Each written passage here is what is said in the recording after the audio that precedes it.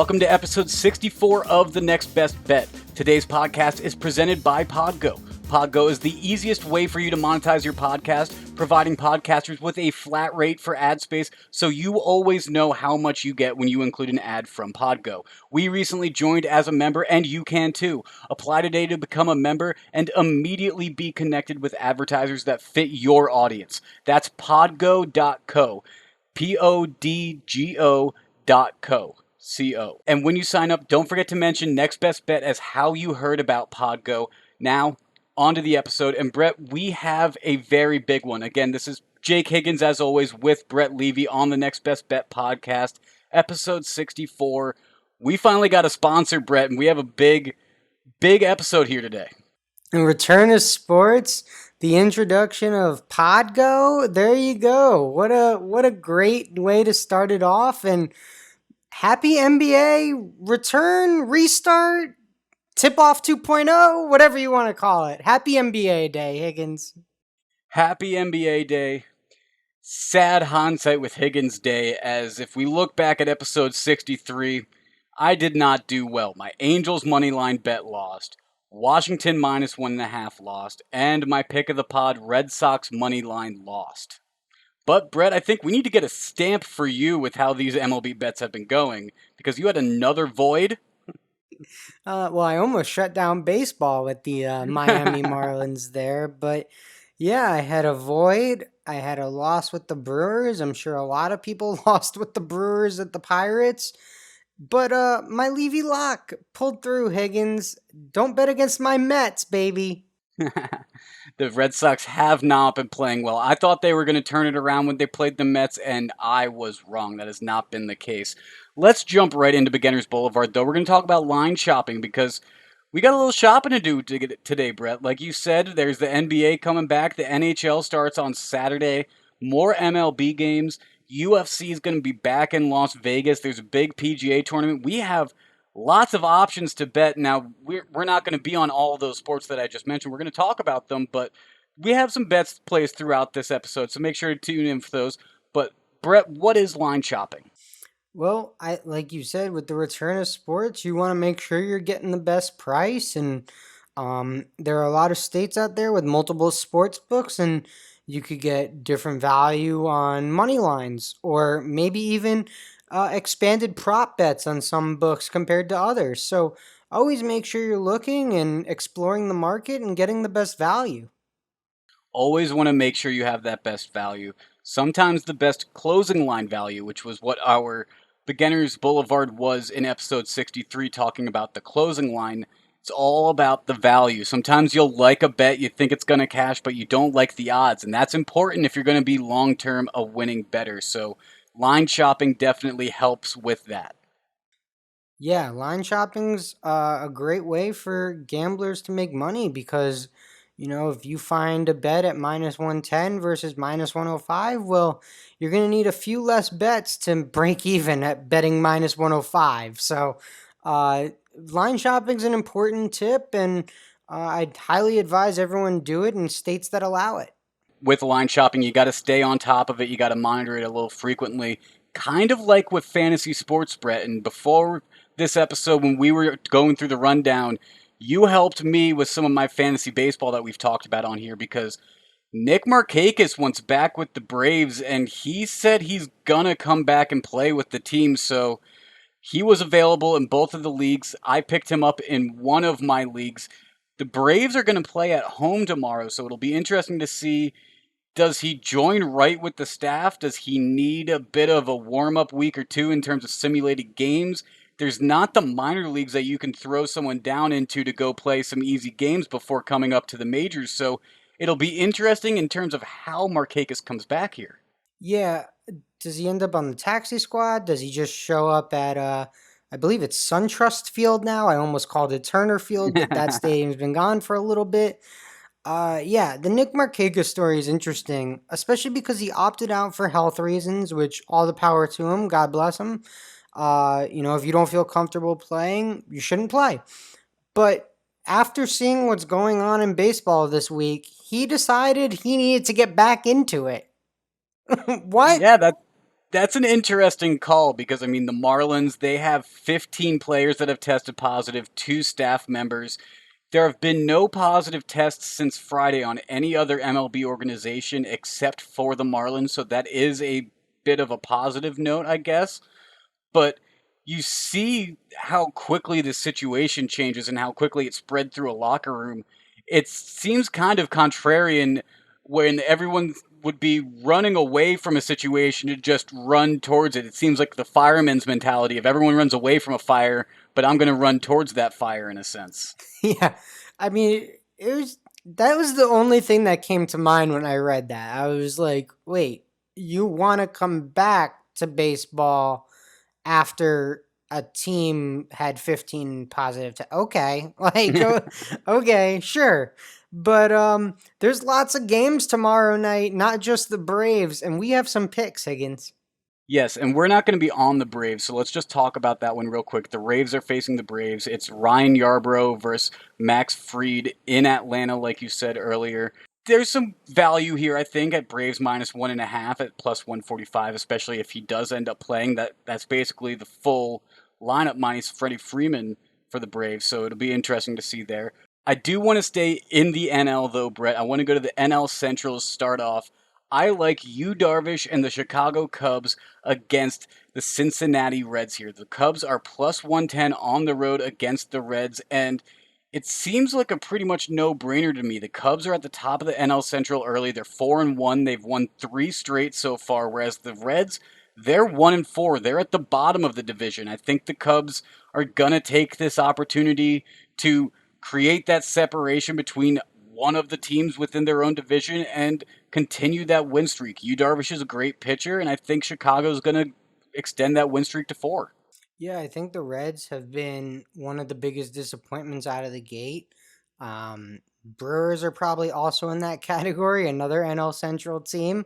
But Luis Castillo is a power arm for the Reds. He's a really good pitcher. But yeah, I would have to lean Cubs here. I'm not going to be on this game, but I think everything you said makes sense. The Cubs are right now in the thick of it, and the Reds are kind of at the bottom of their own division.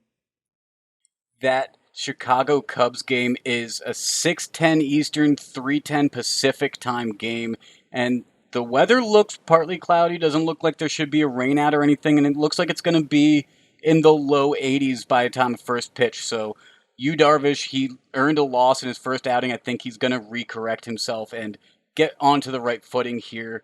Cubs are going to get the win. Plus 110, lock that one in. But Brett, you are going to be going back to the East. Yeah, I'm sticking with my pillars, my money making pillars. Yankees overs. Yankees over 6 at currently minus 102.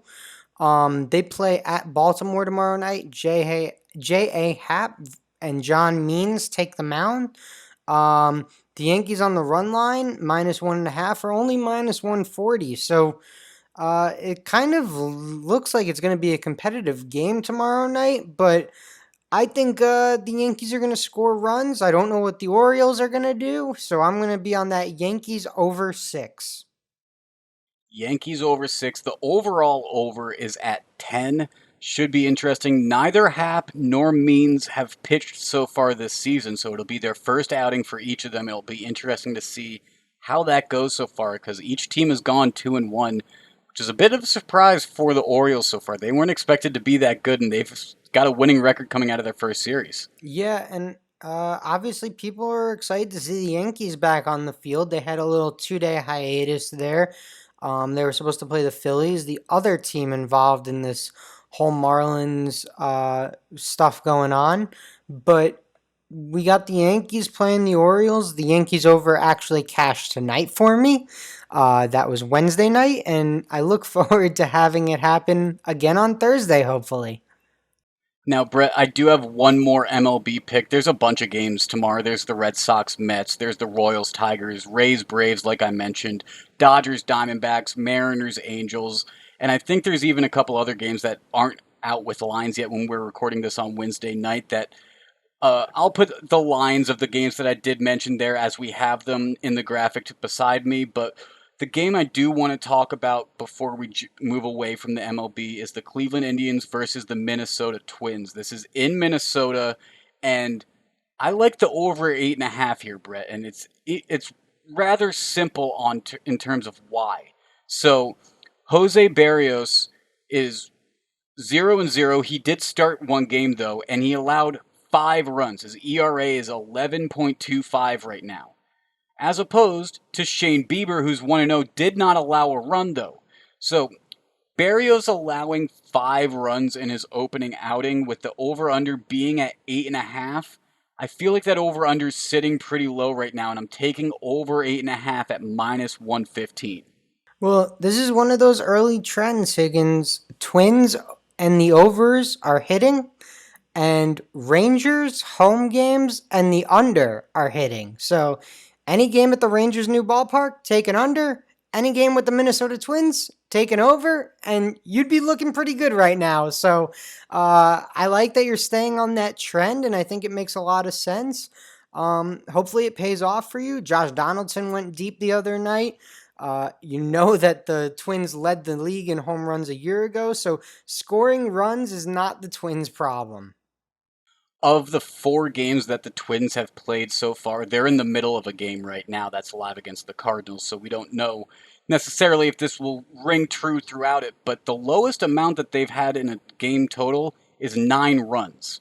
Yeah. So all 4 of their games hit the over of 8.5 so far. I don't know if tonight will yet. They're playing the Cardinals, like I mentioned.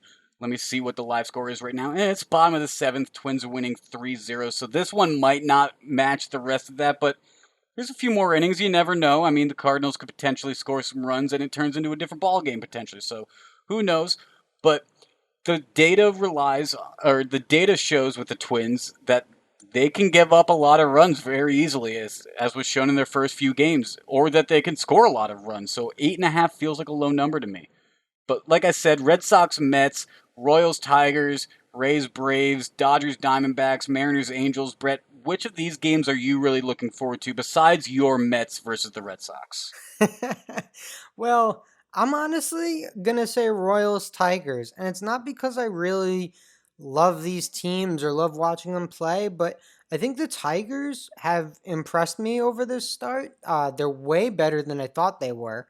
I thought they were one of the worst 2, 3 teams in baseball. They are not. Um, and really, what it is, it's the pitching matchup. Brady Singer, making his second career start. He was called up straight from single A ball this year. Now, he was a high prospect for the Royals, but he's starting against Ivan Nova, who I'm sure Yankee fans remember. He's an old pitcher, so it's kind of the young guy versus the old head, and I like that. I think that's fun. I do too. I'll be looking at that Dodgers Diamondbacks NL West matchup. Granted, I'm already on the West Coast, so that won't be as late of a game for me to watch. It's a 6:40 first pitch for me, where it's a 9:41 for you. So that game can go a little late for you, but for me, it'll be a normal bedtime still. But Ross Stripling versus Robbie Ray. Stripling, he had a good first outing, but I'll be interesting to see, since he's lower in that starting rotation, if this is gonna be one of those games that hits the over because it's back and forth, or if it's one of those games that the Dodgers can just slaughter because Robbie Ray did not have a good first outing. Yeah, I think it's going to be interesting to see what happens with the Dodgers moving forward. Obviously, the Joe Kelly suspension news has a lot of people riled up, and I'm sure the Dodgers are going to rally around that. So before we move from the MLB, let's talk about the Joe Kelly real quick. He got All 8 right, games deal. for inadvertently throwing, or advertently, depending on who you want to ask, throwing at the Houston Astros, and then having some words with Carlos Correa, which brought out both dugouts, and there wasn't any punches thrown as far as I know, but it was rather tense, and he gets 8 games for that. No player on the Astros got 8 games for this cheating scandal that came out in January. Is this a just punishment for Joe Kelly? No, I don't really think so. Joe Kelly definitely was the instigator last night. And I'm sure that is part of the problem. Major League Baseball in this COVID season doesn't want bullpens clearing or benches clearing. So I'm sure that is part of the issue. But Joe Kelly gained a lot of fans last night. He told Carlos Correa, "Hey, nice swing, bitch." And then the benches cleared, and then Joe Kelly became an internet meme. Have you seen that, Higgins? I have seen that. Now, Joe Kelly is not the only one that played part in this. Carlos Correa said some words too, and they were spitting back and forth. So, why does Kelly only get the 8 games? Carlos Correa, as far as I've seen, hasn't received a suspension yet. No, I again, I agree. I don't think you could really argue that Kelly wasn't the instigator last night. So, I think this is simply, I understand why people are connecting the two, where none of the Astros cheating got suspended and Joe Kelly got a bunch of games. But I really think this has more to do with the COVID stuff and baseball saying, look what's going on in Miami. Look, we had to cancel a Phillies game. Like, you guys can't be spilling out onto the field. Do you think it'll happen again? Do you think Yes. there will be a closer? Will there be an actual brawl, or will they just come out like they did in yesterday's game? It kind of seemed like there was some self-awareness, like, we can't get too close, but we want to yell at you. So Hmm. I'm not sure if it's Yankees Red Sox, maybe it's a little more heated, but who I don't know. I don't have all the answers, but yes, I think there will be another benches clearing incident in baseball this year. Mark it down. Lock it Well, in. well, if the players just want to yell, they can stay in their dugouts and yell at each other. Because to be honest, there's no fans. You could hear each other. We saw a Pirates pitcher get thrown out of a game because he disagreed with a call that an ump made from the dugout, and he got thrown. So if that's all you're going to do, I agree. You don't need to go out and clear the benches and do all that. I'm not going to advocate for a brawl, obviously, but if you're going to clear the benches, don't just get up in each other's faces and talk because there's no fans. You can do that from the dugout. Yeah, no, that's fair. Let's head back to a money line magic though. We're gonna go back to that beautiful Pirates Brewers game that I lost money on, Okay. and the Pirates led 2-0 after 4 innings. The Brewers were then able to come back and take a 6-2 lead before the Pirates batted in the bottom of the seventh. The Pirates would then score 4 runs in the bottom of the seventh, Higgins. And all of a sudden, we're looking at a tie game again. The Brewers could not capitalize in the eighth, and the Pirates put 2 more on the board. The Pirates win 8-6. This is the magic of baseball, though, Brett. I mean, unlike this any other sport that has a clock that winds down and you have buzzer beaters that can make a money line magic, you have late goals or power plays that can turn around a hockey game or great stretches in football. Baseball, you have to get all 3 outs every inning, no matter what. The only time you don't is if you're the home team and it's the ninth inning, you just don't have to bat again if you're already winning. But it makes Moneyline Magic special in baseball because there's the rallies that you can go on 2, 3, 4, 9 run innings and just be on fire. It happens in baseball. And it's amazing to see how you can just quickly flip the momentum in a baseball game off of a 1 out single or a 1 out double potentially. Sometimes it just takes one hit for all of the bats to come alive. It's part of the reason I love baseball so much. Yeah, and just to toss it back to a gambling perspective here, how amazing would it be if you bet on the Pirates to win on the money line right before they took bats in the in the bottom of the seventh there? Down 4 runs, 3 innings left. Oh, I don't know. The Pittsburgh Pirates, they're kind of a bottom feeding team here. You probably got excellent value. So live betting is going to be unbelievable this baseball season. I agree. That would be a very good odds, probably in terms of the live betting. If you found hey, if you did find it, make sure to tweet at us at MBB Pod on Twitter, at Next Best Bet on Instagram, and the Next Best Bet Facebook page. Let us know. Did you have a live bet on that? Did Moneyline Magic work its magic for you? But Ooh. Brett, let's move into the NBA because you mentioned your excitement at the top of the podcast. It returns on Thursday night. We have 2 games, and I see you're on both of, or you're on one of them and leaning on the other. Yeah, I guess we'll do them in order, right? Because that's what everyone wants to hear. Pelicans Jazz. Is that the game of the night or Lakers Clippers? Well, is Zion or LeBron the face of the league? Well, LeBron's the face LeBron's the face of now. the league. Yeah. Yes. But Zion is definitely the up and coming face, and he will be on center stage versus the Utah Jazz. The spread in this one is 2.5. New Orleans is the favorite. On the money line, you can get Utah plus 118, New Orleans minus 138, and the over under in this one is 224. Uh, I think from most of the people I've spoken to, in America, that America wants New Orleans to win this game, and they are leaning heavy that way. And I might just fade the public here, Higgins. I might just go be the other end. I'll just, take the Jazz and the points, maybe even take them on the money line.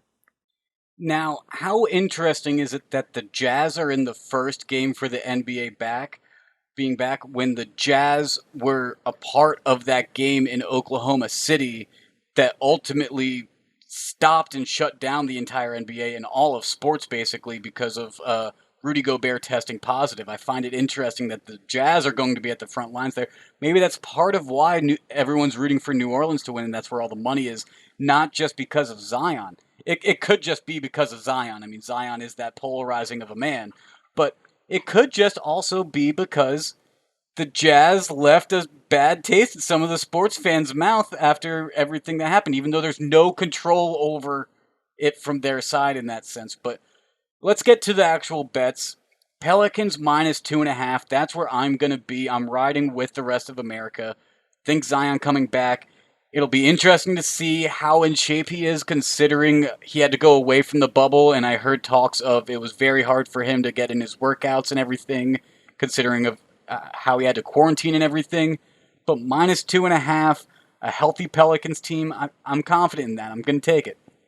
Yeah, the young Pelicans, maybe they're, you know, they don't know what they don't know versus a more veteran Utah Jazz team. So there's, you can spin it either way. I definitely understand that.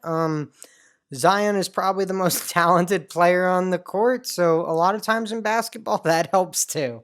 But And these guys are younger, so maybe it'll remind them a little bit more of their days where they didn't have big crowds and things like that, and they'll be a little more used to playing in an empty or makeshift gymnasium as opposed to an older Jazz team.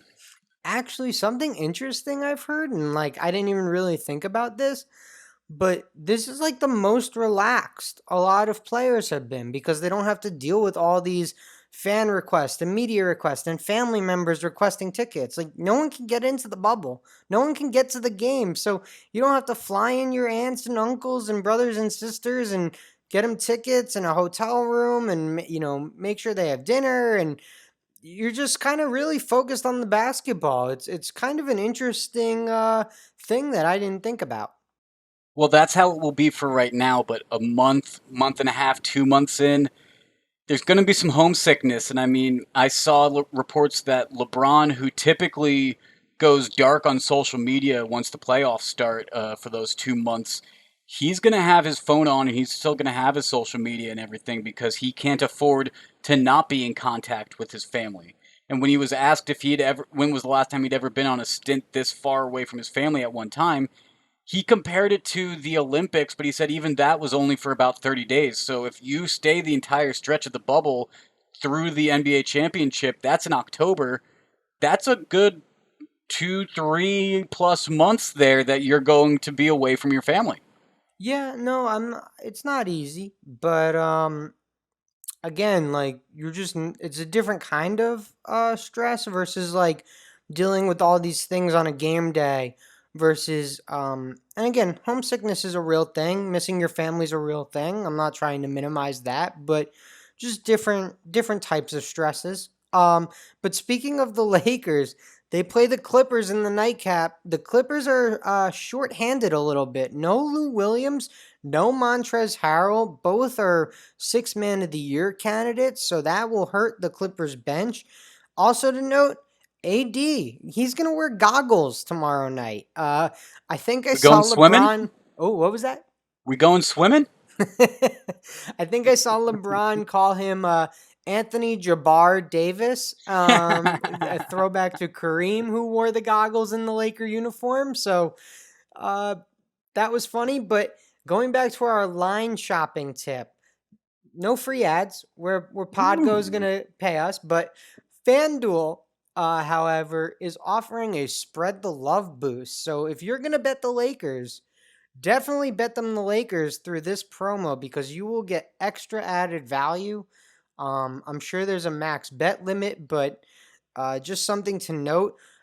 If you're not betting on that, the spread currently is Lakers -4, Clippers +4. On the money line, you have the Clippers +146, Lakers -174, and the over under is 215.5. You can find me on that over. I'd say that over seems like a safe call, although Lou Williams is a great man to help you hit an over because he can just get hot on that three and just all of a sudden you needed 15 points and you got it in 2 minutes earlier than you needed it to be done. J.R. Smith could do the same thing for the Lakers though, so who knows? I J.R. think it's going to Smith, be a what good about our guy Dion Waiters?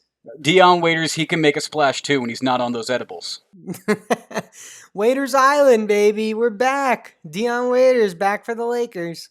Even without Lou Williams and Montrezl Harrell, I don't know why, but for some reason the Clippers are speaking to me. I'm not on this game. I probably won't find myself on this game, but the Clippers are speaking to me about coming out and getting this win. Kawhi, the silent guy, feels like he could have just been focused the entire time through his quarantine stretch and everything.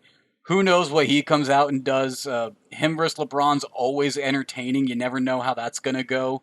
So I think that's going to be a must-watch game for sure. Yeah, and obviously there's going to be tons of games this weekend. I can't wait. I'm sure you're very excited too, Jake. Oh, absolutely.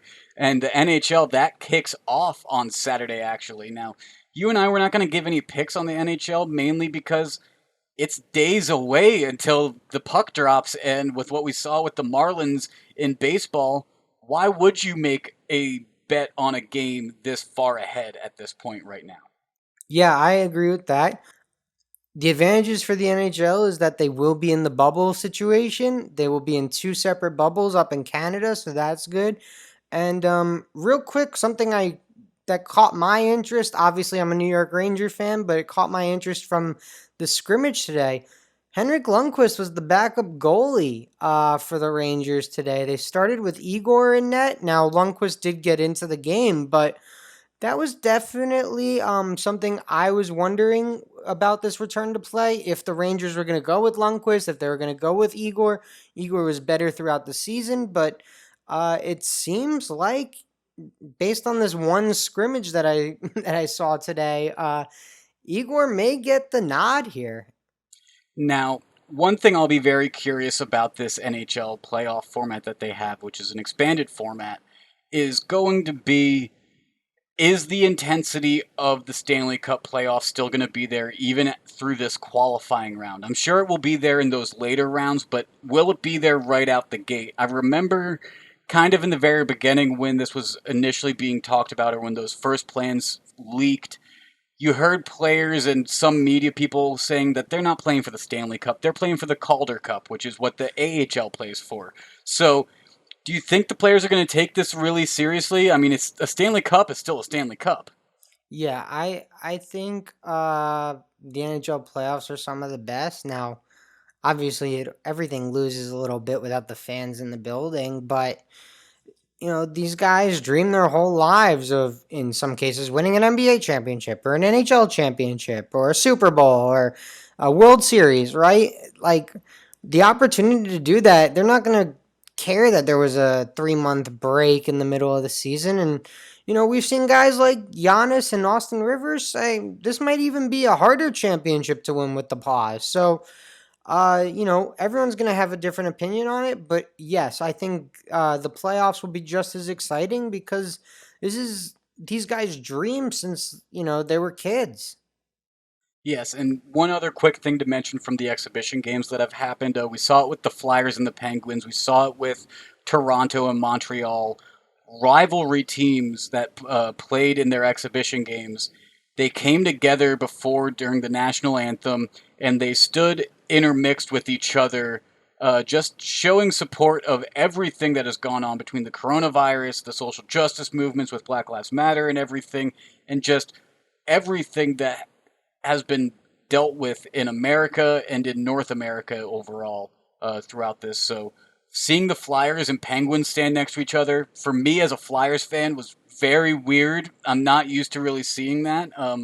Sidney Crosby gave a great quote about that. I've always loved to hate Sidney Crosby as a Flyers fan because he's very good at his job. He's a very good hockey player, but he was right. It was a very good move to just show support for everything that has gone on while they've been away from the sport, and it's just a small thing that they could do.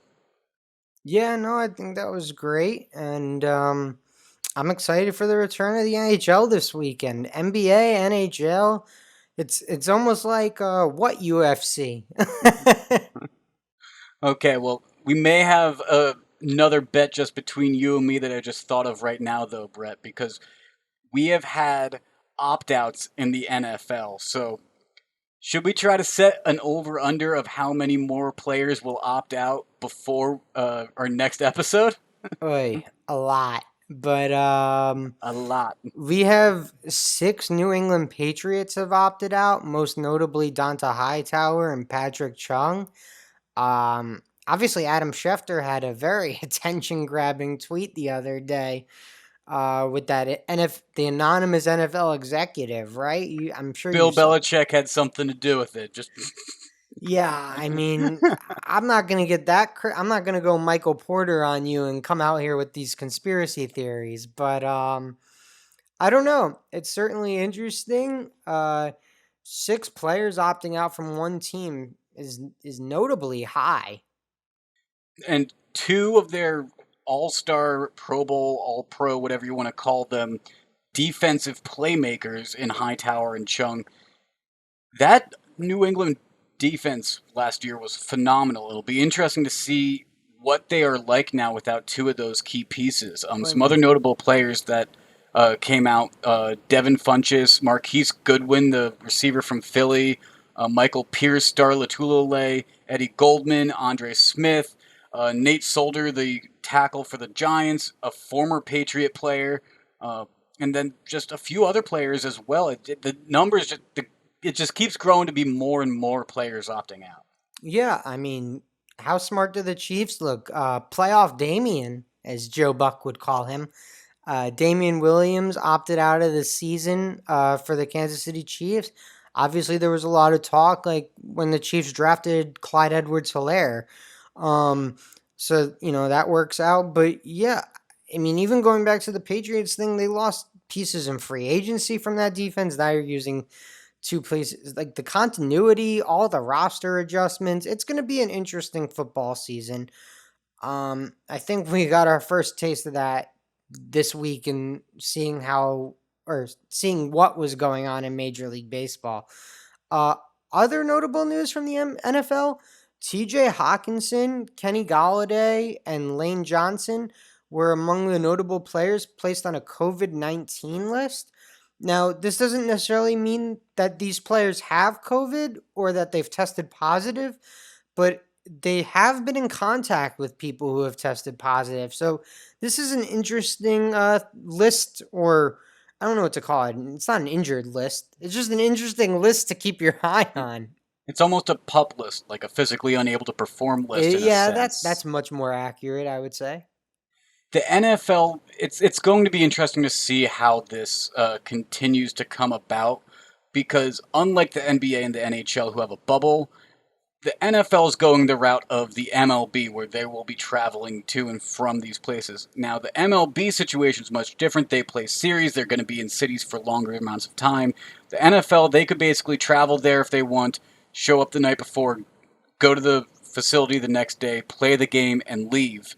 If that were to be the best way for to have minimal contact, that is a way that they could do it. But still, the fact that you're going to be going to all of these different cities and having these large groups of people traveling frequently to all these different cities, it could be concerning when you see the struggles the MLB is already having with it.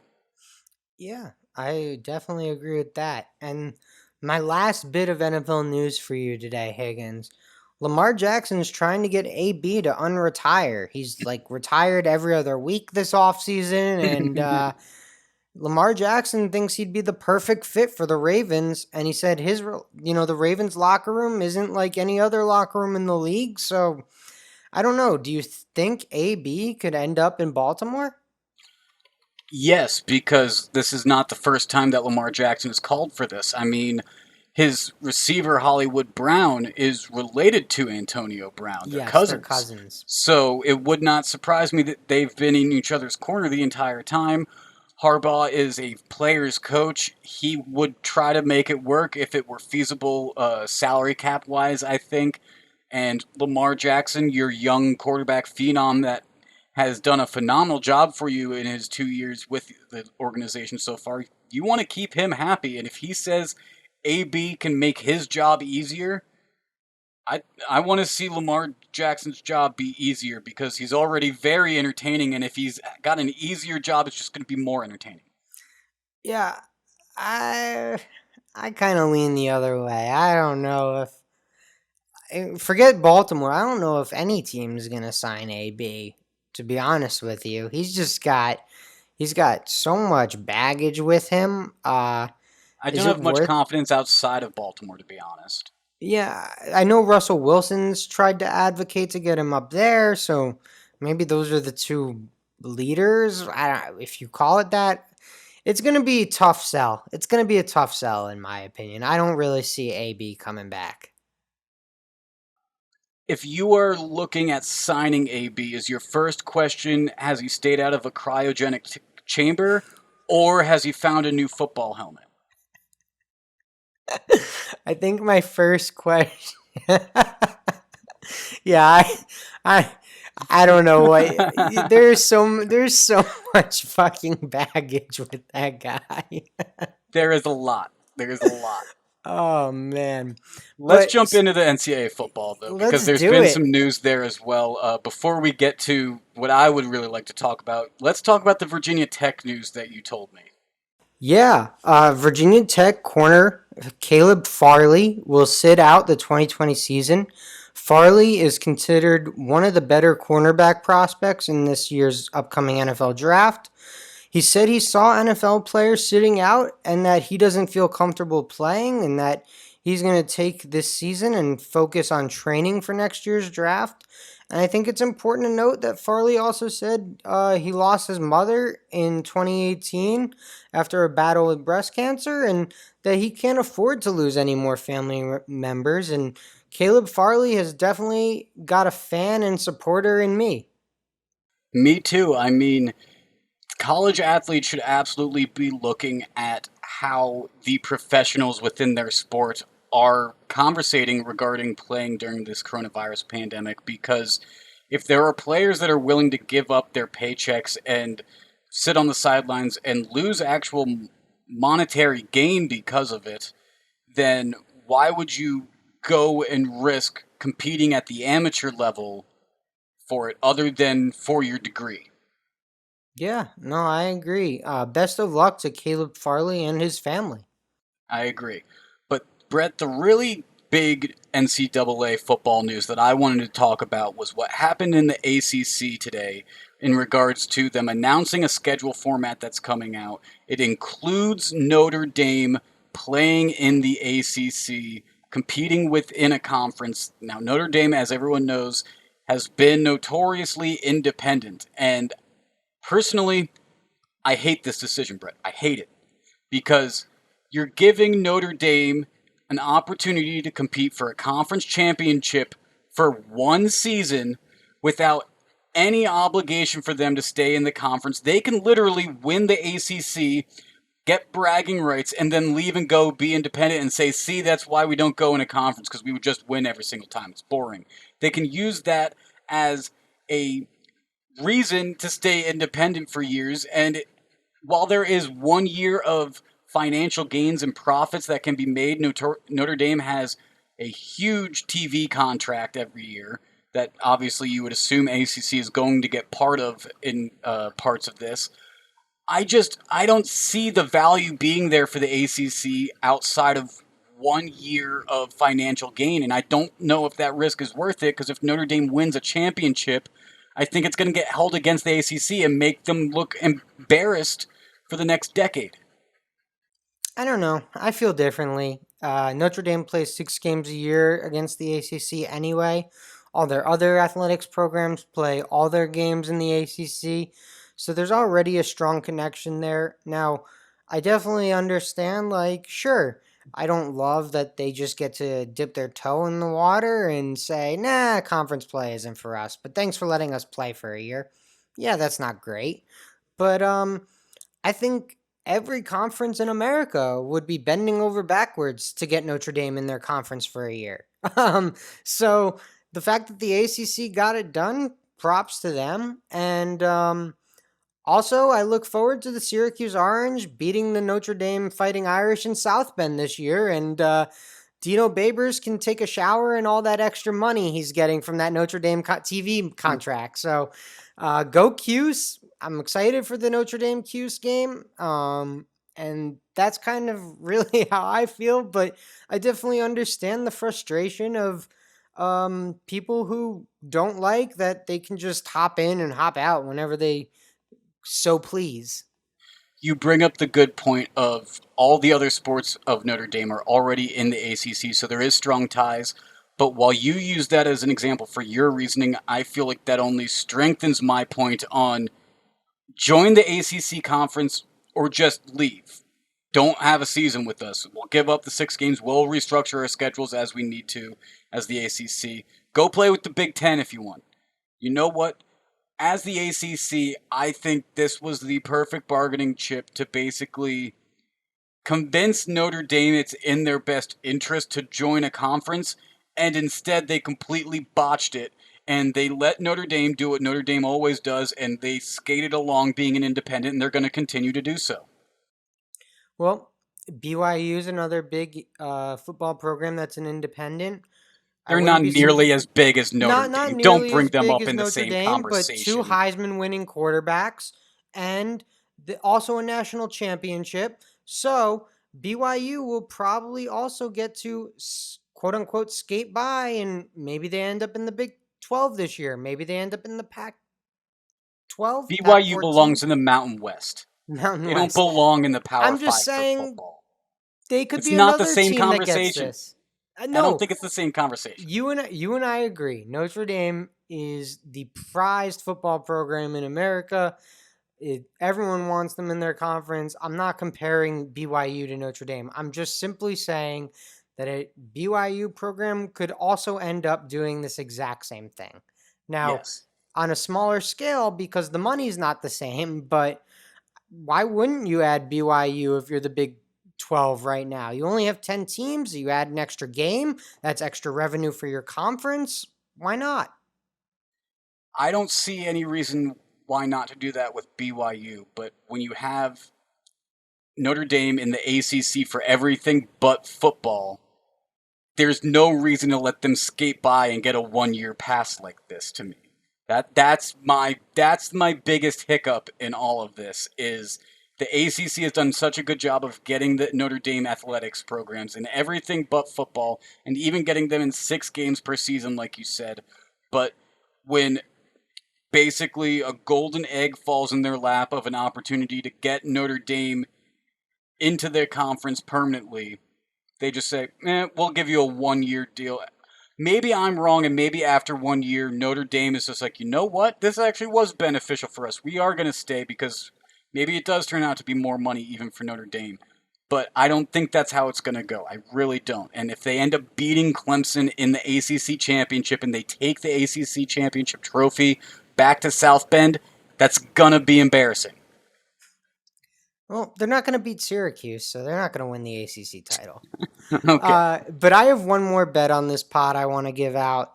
I have a weekend bet. It's not really a weekend bet. It's a Thursday bet, but it's for the golf tournament, the St. Jude Classic. interesting to note, just for all our listeners, there will be no cut during this tournament. So no one can miss the cut. Everyone will play throughout the weekend. But my round one bet, I'm going to take Matthew Wolf to win his group of Jason Day and Graham McDowell at plus 165. Honestly, I just think Wolf's played better than the other two golfers recently, and hopefully that continues. To be fair, I don't know if many people will be able to join you on that bet in time by the time this podcast comes out, because golf starts pretty early on Thursday, but maybe they Well, can. on the East Coast, it's a 12:58 group, so there's like a 50-50 shot. On the Okay, West well, Coast, they might be in bed with you. You're right. hopefully they're listening to this in time, and maybe you get some people to ride with you. Maybe they'll just be watching and they'll hear your bet as they're listening to us, and they can give us an update on how Matthew Wolf is doing. If you do, hit us up on social media at MBB Pod on Twitter, at Next Best Bet on Instagram, and the Next Best Bet Facebook page. I don't have any more picks necessarily other than my pick of the pod to give out right now. There is UFC going on Saturday. The UFC is going back to Las Vegas. Dana White did say he doesn't believe sports will be successful in 2020 unless they're in a bubble. And this is from a man who, throughout the entire coronavirus pandemic, has found a way to make the UFC work. He didn't, he postponed an event, but it was only for maybe a week or two. There wasn't a long gap in between UFC fights. So Dana White saying that, I think, is pretty notable, especially after he secured an island to make sure that the UFC continued going. There is the golf, like you mentioned. We said the NHL's going on Saturday. There's going to be plenty of picks that we give out this weekend on our social media that I just gave out, so make sure to follow us on there. Brett, let's get to our Levy Lock and pick of the pod, though, because we're almost out of here. Yeah. All right. You heard my Levy Lock earlier, but here it is again as the official Levy Lock. Lakers Clippers over 215. The Clippers again will be without Lou Williams and Montrezl Harrell. AD will be in goggles, but I still think 215 is too low of a number for these two teams. And my pick of the pod is going to be the Cubs plus 110. Yu Darvish on the mound. He's coming off of a loss to the Milwaukee Brewers where he threw 4 innings and gave up 3 runs on 6 hits. But he did have 5 strikeouts, so the control was still a little bit there. The bats were just alive, it sounds like. So I'm going to give Yu Darvish another chance. I think he's going to turn it around against the Cincinnati Reds, who are at the bottom of the barrel right now in terms of the NL Central at 1-4 so far. So Cubs plus 110 when they are at the top of the NL Central and they're playing the bottom of their division. I like that plus money. I think it's pretty good value. So there you go. Cubs plus 110. Clippers over 215.5. 2 Thursday picks for the Levy Lock pick of the pod. Lock them in.